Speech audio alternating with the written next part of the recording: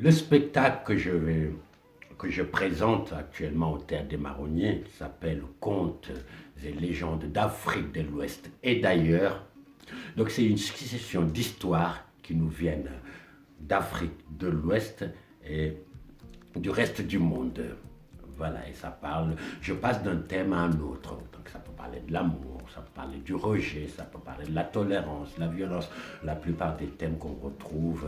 Voilà, donc je passe d'une histoire, c'est une succession d'histoires avec, voilà, sur lequel j'ai fait un spectacle qui s'appelle Contes et légendes d'Afrique d'ailleurs, et je passe d'une histoire à une autre. Concernant la création, comme la plupart de mes spectacles, je démarre l'écriture seul, souvent, tout ce que j'ai envie de dire, et après, souvent, je fais appel à des amis conteurs et conteuses, donc qui m'aident, voilà, ce qu'on appelle aide à l'écriture, avec qui je travaille pour avoir aussi un regard extérieur. Et souvent, je sollicite une conteuse qui s'appelle Praline Guépara. Bien sûr, j'en ai sollicité d'autres pour d'autres spectacles, mais les contes et légendes d'Afrique, Praline, voilà, m'a aidé pour, voilà, pour l'écriture, voilà, pour l'adaptation de ces histoires.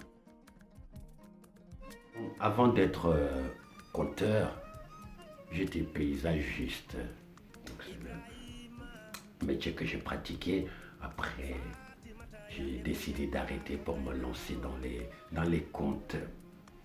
Et l'avantage que j'ai eu, c'est que d'une, j'ai eu la chance d'avoir entendu beaucoup d'histoires par le biais de mes grands-parents, grand-mère maternelle et paternelle. Et mon père aussi était un conteur. Donc quand on réunit tous ces répertoires, j'avais déjà une chose essentielle pour devenir conteur ou conteuse. Ça veut dire avoir un répertoire. Ça, je l'avais déjà. Et après, quand je me suis lancé, voilà, j'ai eu de l'aide.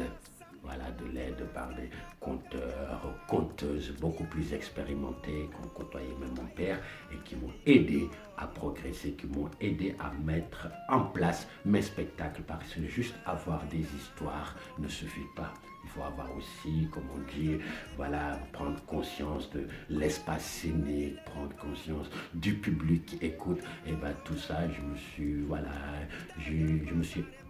rapproché de la maison du conte et travailler avec d'autres conteurs et conteuses. Et voilà, donc ça fait partie de mon parcours. Je vous ai parlé d'avant, voilà, ce que j'ai reçu de mes grands-parents, de mon père, des conteurs et conteuses actuels, tout ça. Il y a une phrase qui me revient qui est de Amadou Ampateba, donc un conteur qui vivait au Mali, que j'apprécie beaucoup. Il disait, celui qui dit que je ne vais pas imiter ceux qui m'ont précédé, son aujourd'hui sera difficile et demain, il ne sera pas du tout imité.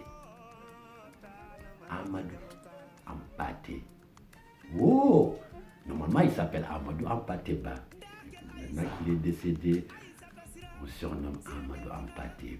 Oh, parce qu'il est tout en haut là-bas avec d'autres conteurs et conteuses. Il nous raconter de très belles histoires. Je suis Tierno Diallo de la compagnie Diacarlo, ici à Lyon. Et je me trouve actuellement au Théâtre des Marronniers à Lyon pour vous présenter le spectacle Les contes et légendes d'Afrique de l'Ouest et d'ailleurs.